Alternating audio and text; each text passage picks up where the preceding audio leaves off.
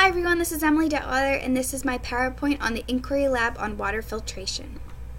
So before I got started, I had a lot of questions that I was asking myself and I was bouncing off of my husband because I honestly didn't know really where to start. Even though I watched the YouTube video and I read the article on engineering encounters, the manuscript, I still was racking my brain because I wasn't sure what to do. And so I made that point at the bottom here, but that's something I really struggled with how to start because of no set directions, and I know that was the purpose of this assignment, but that was something personally me that I struggled with. And so then after I stopped struggling a little bit, I started asking questions, and I really felt like the students in the YouTube video, around 2 minutes and 30 seconds, where they were talking with each other and they were asking each other questions and looking at the materials and saying, hey, this might work, this might not work.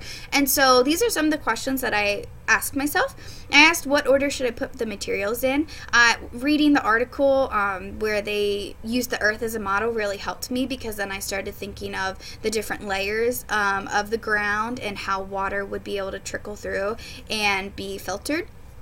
How much of each material should I use? I was very conscious of this because of the resources that we had, and I didn't have an abundance of them, which was okay. I just was trying to figure out, okay, how much of the charcoal should I be using? How much alum or how much sand should I be using?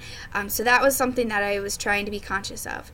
I did not have mesh, nor could I find any, but I did use coffee filters. So I was asking myself, well, would have mesh worked better than coffee filters? And that would be something I'd want to explore later on. I didn't know charcoal would clean water. That was something new to me, and when I was doing research about the different substances that we were sent, it said charcoal is a great agent for that. So I was super excited because I learned something new and also could help my water filtration system. I also felt that doing these before questions went with the statement in the NSTA Scientific Inquiry article, which states science involves asking questions about the world and then developing scientific investigations to answer the questions. And since I had all of these questions, I was able to put that and channel it into my water filtration system, which I had to do a couple times, but it really helped me to be able to develop questions on my own and ask, okay, what can I do better for next time?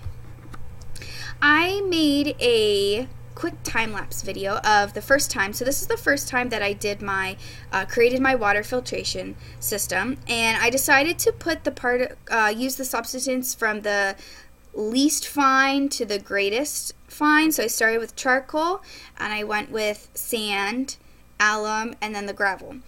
So you can see me putting this together, and I tried to base it off of the video, which it had different examples in there, and so I was trying to use the different things to stack it, and it was really difficult to get the cups to stack at first because I was using two different kinds, as you can see there.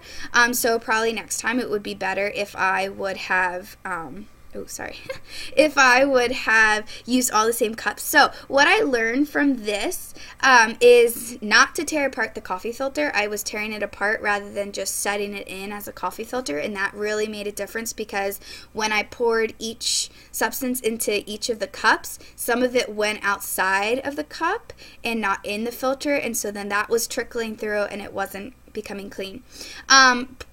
Place the materials in the coffee filter before putting it in the cup. That really would help me cut down on trying to get a filtered water system. Don't overflow the top layer with the unclean water. I had trouble with that, and I needed to stack the cups better. So my first time, I did not have clean water, which was totally fine, and it really helped me to ask more questions and be able to see what I was doing. And I feel that I was using a lot of problem-solving skills, which was recorded by Bybee in his article on the teaching in the 21st century. It really helped me to ask questions and rethink what I was doing. So here's the second time I made another time-lapse video of the second time I did this experiment, and I used two of the same cups of different brands, and that really helped cut down of being able to stack. And then as you can see, I filled up the coffee filters first with each substance, and then I put it in the cup, which really helped to be able to make sure all of it stayed in the coffee filter and it didn't go through the cup, since there were holes on the bottom so that the water could hopefully trickle through. And so this, as you can see, I'm stacking the cups, and then that's my dirty water. I made my water a little dirty around this time so then I could really see what was going on with it. So what I learned was to pour a little water in at a time, which really helped. Even though it took forever, I was expecting a quick filtering, but of course it didn't go quick. When the coffee filters are not torn, then no extra materials gets out of it, and to stack the cups so that they fit better. So these are just quick time-lapse videos of, you can see the water filtering, and these are my different layers that I included. You know, and I felt that when I asked questions and I changed my apparatus, I was able to see a difference when in the clear water, which is one of the points mentioned in the Engineering Accountants article on page 8. I was really able to see the difference, and so this is another time-lapse of the water, I believe, coming down here and being able to be clear, and you can start seeing it.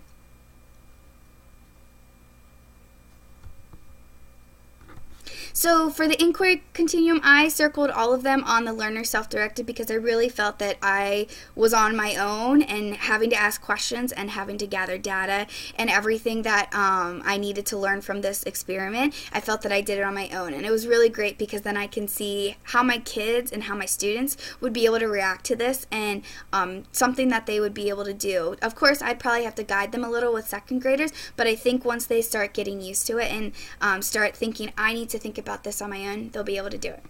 And these are my references that I use. Thanks, guys. I'm excited to see everyone else's water filtration systems.